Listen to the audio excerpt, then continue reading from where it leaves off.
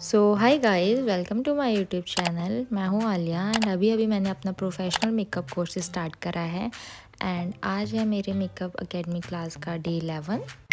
तो बस मैं घर से निकल चुकी हूँ एंड मैं मेट्रो जा रही हूँ एंड स्टार्ट करते हैं अपने आज का पूरा दिन। आज है हमारी हेयर की क्लास। आज बेसिकली हम हेयर स्टाइलिंग सीखने वाले हैं, ओपन हेयर डू। तो मैं आपको दिखाती हूँ कि उसमें मैम ने हमें क्या चीज़ सिखाई है आज ओपन हेयर डू में। So let's start guys.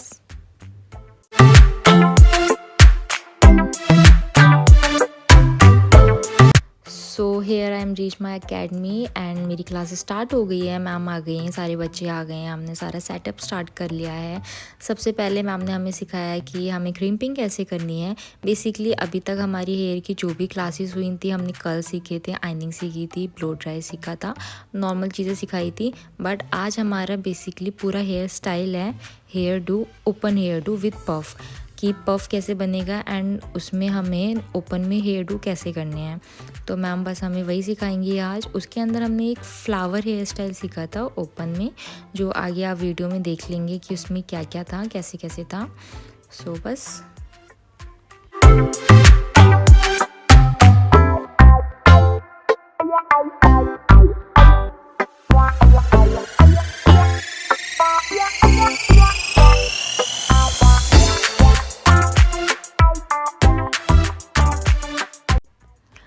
Ma'am ने हमें पहले सिखाया है कि हमें बैक कॉम्बिंग कैसे करनी है। पीछे से हमें बैक कॉम्बिंग के कितने सेक्शंस लेने होते हैं, हमें ईयर टू ईयर सेक्शन कैसे लेना होता है, ये सब सीखा था हमने पहले।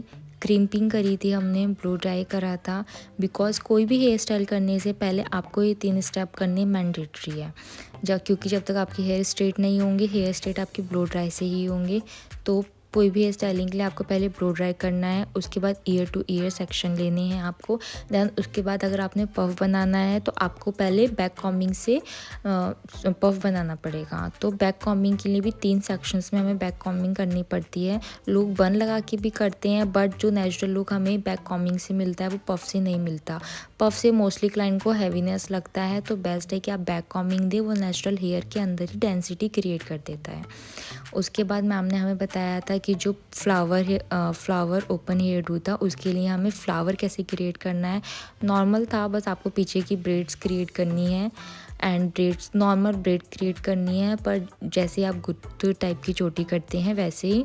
एंड उसमें आपको ट्विस्ट नहीं करना है। मोस्टली हम जब अपनी गुत्त वाली चोटी करते हैं तो उसके अंदर हमारी ट्विस्टिंग हो जाता है, बट इसमें आपको बहुत स्ट्रेट टू स्ट्रेट सेक्शन रखनी है एंड उसके बाद टीजिंग कर देनी है। उन सेक्शन को साइड से थोड़ा ऊपर की साइड खींच देना है, जिससे वो एक फ्लावर की तरह लुक निकल कर आएगा। देन इसके बाद आप इसको फोल्ड कर देंगे। तो ओवरऑल लुक मैं आपको आगे दिखाती हूँ कि कैसा है।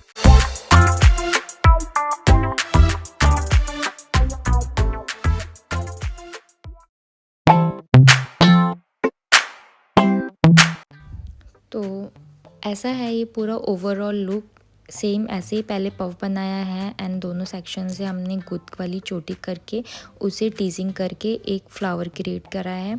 उसके बाद था हमारा प्रैक्टिस सेशन जो हमने स्टार्ट किया है एंड टुडेज़ मेरी मॉडल थी Mehak Begum and she is so sweet. इनके साथ मैंने पहले भी पेयर करा हुआ है, बट हमारे पास ऑप्शंस होता है कि आपको पेयर में करना है या फिर आप अपनी डमी में प्रैक्टिस करना चाहते हैं।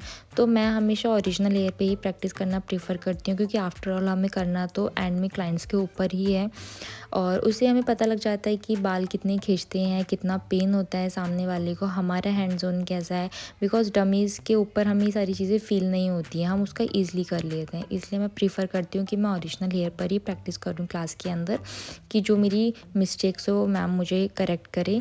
तो उसके बाद मैंने ये वाला लुक क्रिएट किया था मैम के ऊपर, आप देख सकते हैं।